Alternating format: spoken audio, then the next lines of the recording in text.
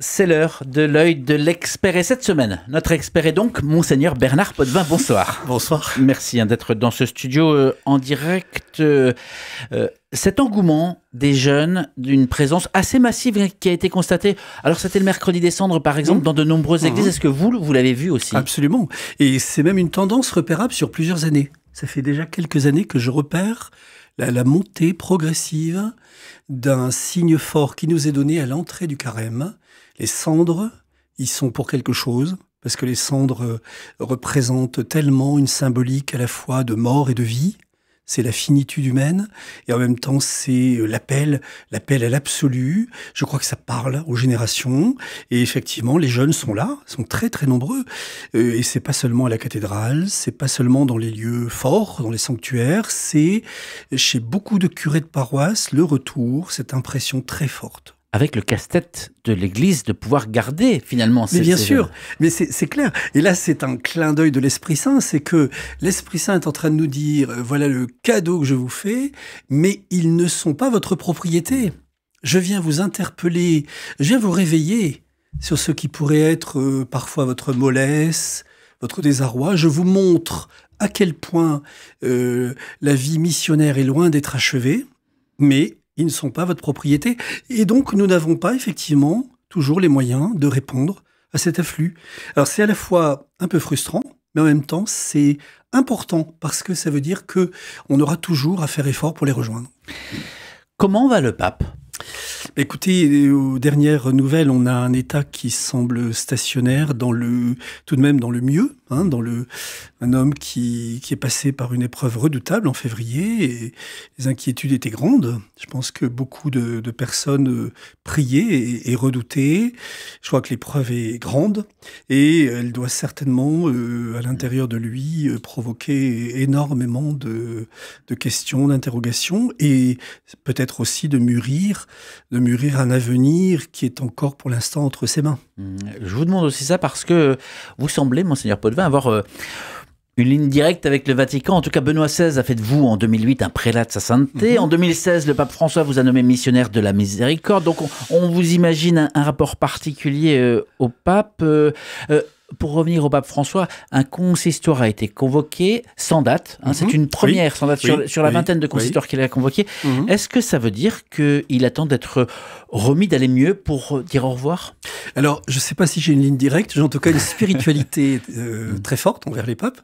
Être prélat de sa sainteté, ça m'engage. Effectivement, ça m'engage d'être uni à eux et de propager leur message. Alors, le consistoire est convoqué, c'est évident, il l'a convoqué de son autorité. Vous comprenez que les aléas médicaux ne lui permettent pas encore de le dater, ce consistoire. Il est convoqué, le principe, c'est la convocation.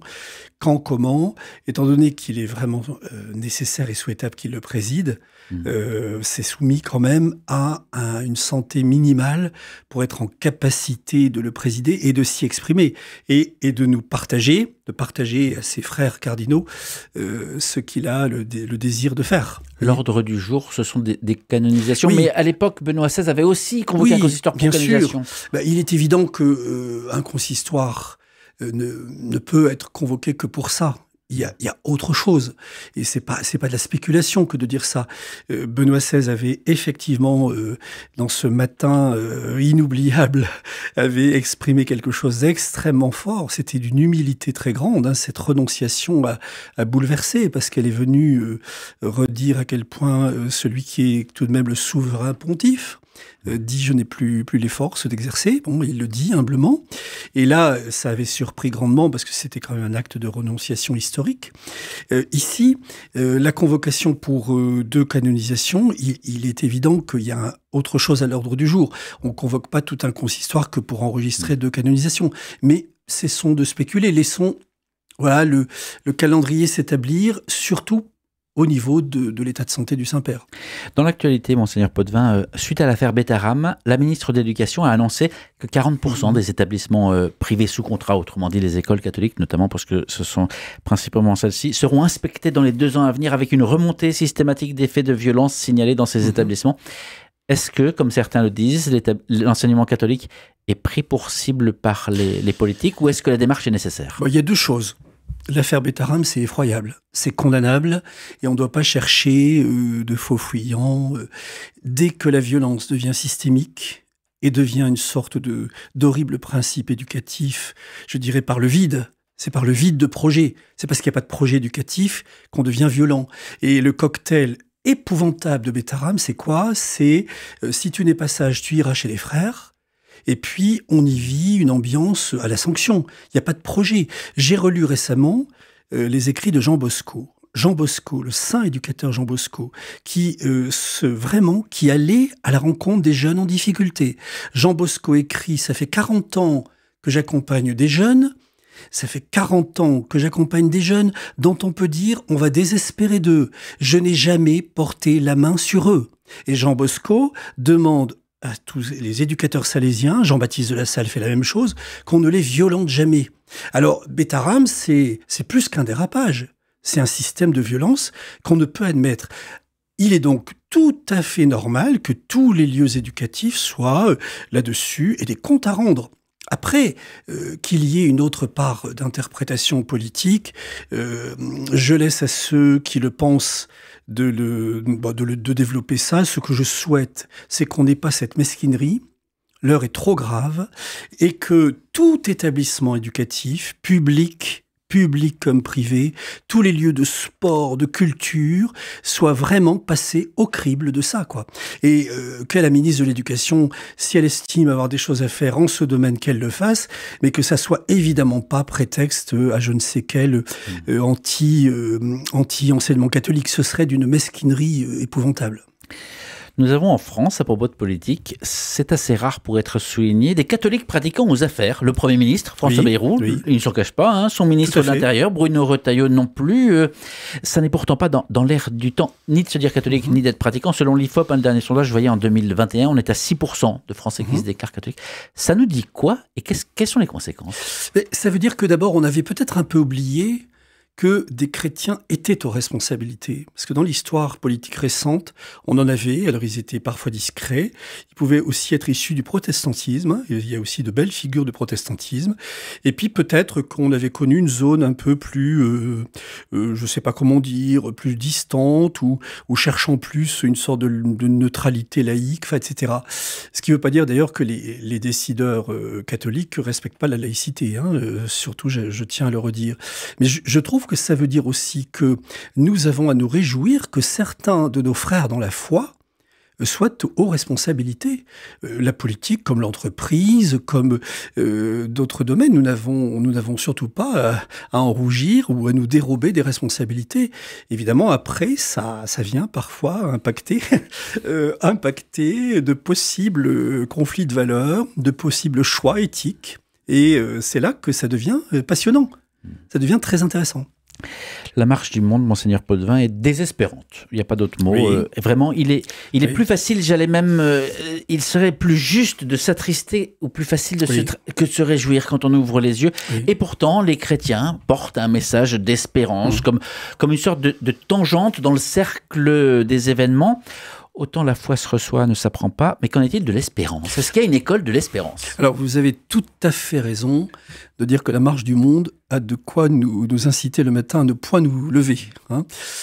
Nous sommes ce jour-là Saint-Joseph. La tradition populaire présente une statue de Saint-Joseph endormi. Joseph dort souvent dans l'Évangile, mais ne dort pas d'indifférence. Il dort dans des songes.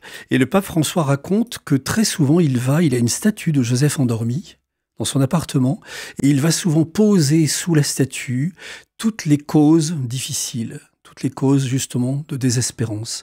Et j'ai envie ce soir de dire à Joseph, écoute, je me permets de te confier ce monde, parce que de fait, il y a de quoi désespérer, mais je te le confie parce que dans tes songes, Joseph, il me semble que toi, tu vois peut-être déjà un peu un horizon un peu plus lumineux.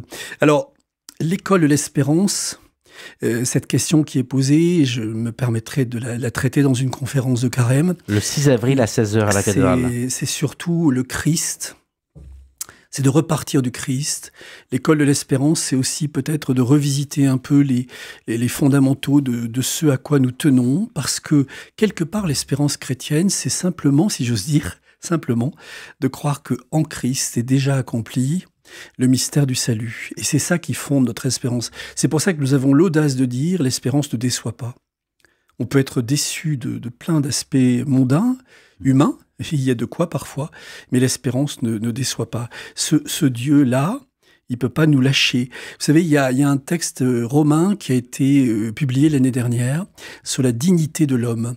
Et ce texte parle de la dignité venue de Dieu, dignité dite ontologique, venue de Dieu. Ce texte dit, cette dignité-là, quand Dieu regarde l'homme, elle est ineffaçable. On peut faire les choses les plus sombres, Dieu n'efface jamais la dignité qu'il a envers l'homme. Et c'est ça l'espérance. Dieu ne désespère pas de nous.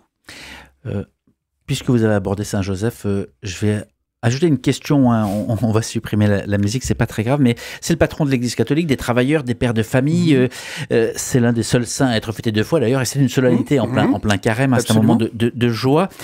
L'annonce faite à Marie, c'est un épisode connu, médiatique, j'ai envie de dire, relayé, un grand classique. Pourquoi est-ce que l'annonce faite à Joseph, qui est chez Matthieu au chapitre 1, pourquoi est-ce qu'elle est peu connue, peu relayée ? Trop peu connue, sans doute parce qu'elle convient bien au personnage de Joseph, tel que je viens de le relater, parce que Joseph, il est la discrétion même, il est celui qui assume quantité de présence, de responsabilité dans la vie historique de Jésus, mais aussi bien au-delà. Hein. Et il participe au mystère de la foi avec ce bel effacement, mais cette solidité, cette assurance. Joseph, c'est aussi la fuite en Égypte, faut pas l'oublier. Hein, l'enfant nouveau-né est menacé et il se rend en Égypte avec Marie à l'appel de Dieu. Joseph, c'est tout ça. Et Joseph, c'est celui qui accompagne la vie des hommes. Moi, je suis très frappé par la dévotion que beaucoup vouent à Joseph, y compris des gens qui se qualifient de croyants, gros grains, vous savez, des gens qui, quelque part, ils adhèrent pas trop à tous nos dogmes et tout ça, mais Saint Joseph, faut pas le leur enlever. Saint Joseph, c'est sacré parce qu'il vient nous accompagner jusqu'à notre bonne mort. On lui demande une bonne mort. Vous vous rendez compte? On va jusque-là. Eh bien oui, Saint Joseph, il est celui qui peut-être par son silence, c'est justement quelqu'un qui parle énormément. Saint Joseph, en ce 19 mars, demain c'est le printemps, ça n'a rien à voir. Merci beaucoup, Monseigneur. Merci beaucoup. D'avoir pris le temps de venir sur RCF Hauts-de-France.